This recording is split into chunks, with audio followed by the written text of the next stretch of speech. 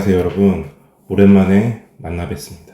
오늘은 공황장애에 대해서 좀 이야기를 나눠볼 건데, 공황장애의 가장 큰 특징은 갑자기 오나요. 갑자기 이게 엄습해 오는 거죠. 불안이 강렬하게 엄습해 오는 거예요. 그래서 공황 발작을 반복적으로 경험하는 장애를 이야기합니다. 그래서 우리가 공황장애라고 할 때는 공황 발작이 와요. 갑자기 밀려드는 극심한 공포, 예를 들어서 곧 죽지 않을까 하는 불안을 얘기하는 거예요. 근데 공황 발작은 예기 불안하고 또 부정적인 행동 변화가 같이 오는데, 공황 발작이 일어난 후에 두 가지가 생겨요. 두 가지가 뭐가 생기냐면은 아까 말한 예기 불안은 그거예요. 다시 그 공황 발작도 오지 않을까, 이거 그냥 걱정과 근심이거든요. 그래서 추가적인 공황 발작이나 그에 대한 결과에 대한 지속적인 걱정이에요. 또 추가적인 공황 발작이 오지 않을까, 혹은 이거 계속 안 좋아지는 거 아니야? 이렇게 계속 지속적인 걱정이 있는 거예요. 이거 한 가지가 있고, 그 다음에 두 번째는 이 부적응한 행동 변화예요.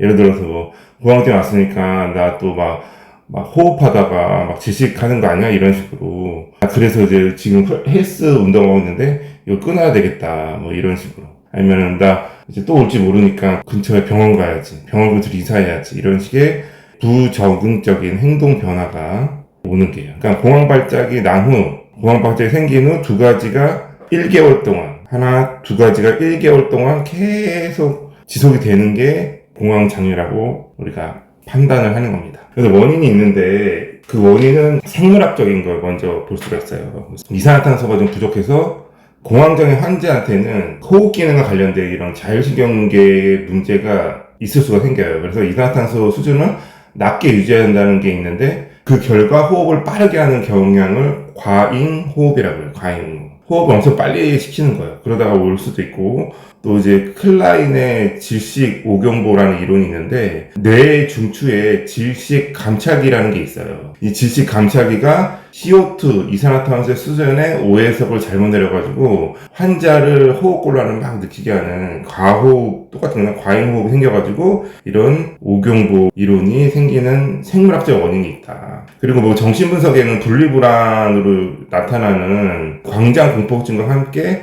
넓은 장소에 혼자 있다가 버려진 상황이 생긴다, 이런 거가 분리불안 때문에 또 올 수 있다 하고, 되게 중요한 클락의 인지 모델도 있어요. 신체 감각에 대한 파국적 오해석을 하는 거예요. 예를 들어서 갑자기 막 호흡이 빨라져. 그러면 막 심장마비 아닐까 생각을 해요. 근데 내가 막 생각 깊이 하니까 심장 통증이 갑자기 아파, 막 가슴이 아파. 그랬더니 결국은 죽을 것 같다, 이런 신체 감각에 대한 파국적 오해석이 막 생기는 겁니다. 그래서 공황 발작이 신체 감각에 대한 위험 요소를 잘못으로 해석되는 거예요. 뭐 그런 거죠. 두렵고 심장이 빨리 뛰고 쿵쾅거리고 막 숨쉬기가 어려다가 내가 죽겠구나 막 이렇게 하는 게 신체 감각의 파국적 오해석이 있는 거예요. 여기 보면 클락의 인지적인 모델인데, 촉발 자극이 이렇게 들어와서 위협을 자극해갖고 걱정하면 생기는 감각은 이제 신체 감각이 고양돼서 이제 결국은 신체 감각에 대한 파국적 오해석이 생긴다는 거죠. 이렇게. 그러니까 결국은 우리 신체가 끝장나는 거죠. 파국적에 대한 잘못된 오해석이 생기면서 생긴다는 거예요. 자, 그래서 이제 마지막으로 얘기할 거는 뭐냐면, 이제 또 두 가지인데, 공황장애 오는 3요인 인지 이론이 있는데, 첫 번째는 이제 우리가 너무 불안에 대한 민감성이 있다는 거예요. 그래서 이런 심리적이나 사회적 결과를 초래한다는 믿음으로써 불안 증상을 두려워하는 게 기질적인 거죠. 민감한 사람들 있잖아요. 이제 불안이.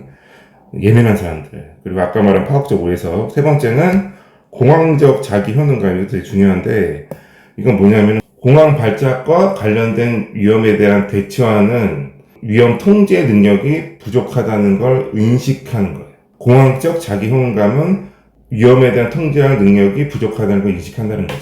그래서 이게 공황장애 유발하는 핵심적인 거예요. 내가 통제할 능력이 부족하다, 이런 걸 인식하는 게 공황적 자기 효능감이에요.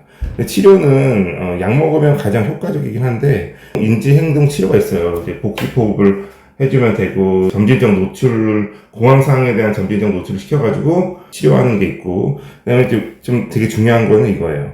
공황통제 치료는 뭐냐면 아주 작은 공황 발작, 아주 작은 거예요. 작은 공황 발작을 경험을 시켜가지고 이거를 지속적인 노출을 시키는 거예요. 이 정도 노출을 시킨 다음에 노출하다 보면 사람이 익숙해진단 말이에요. 익숙하다 보면은 이제 어느 정도 내가 이거를 감내할 수 있는 이런 익숙함이 생기거든요. 그러면 생긴 다음에 기술, 불안 통제 기술을 내가 적용을 시켜가지고 이런 파국적 오해석을 막는다는 겁니다. 그래서 우리가 이제 주변에 공황장애 있는 친구들이나 공황장애 있는 어른들을 가끔 볼 거예요. 왜냐면은 우리가 평생 살면서 한 번 정도는 경험할 거라는 생각이 있어요. 그래서 이게 몸에 신체적인 정말 뭐 심장병이 생겨서 나오는 게 아니라 갑자기 이제 이런 불안이 확 몰려와서 내 몸에 아마 극심한 공포를 느껴가지고 뭐 죽지 않을까 이런 불안이 오는 거기 때문에 이런 거는 뭐 약물을 통해서도 치료가 쉽게 되고 그 다음에 좀 시간이 좀 흐르면 자연적으로 또 치료도 돼요. 그 다음에 이게 너무 좀 자주 온다 그러면은 이제 작은 공황 발작을 좀 경험을 시켜가지고 이걸 익숙하게 만들면 이것도 어느 정도 치료가 된다. 공황 통제 치료를 PCT라고 하긴 해요. 회전 의자를 앉아가지고 빨리 좀 돌려가지고 어지러움 유발하는 방법 등이나 아니면 환자에게 과잉 호흡을 좀 시켜가지고 노출을 시켜서 익숙하게 만들면 나중에 공황장애 실제 와도 우리가 잘 적응할 수 있다는 거죠. 여기까지입니다.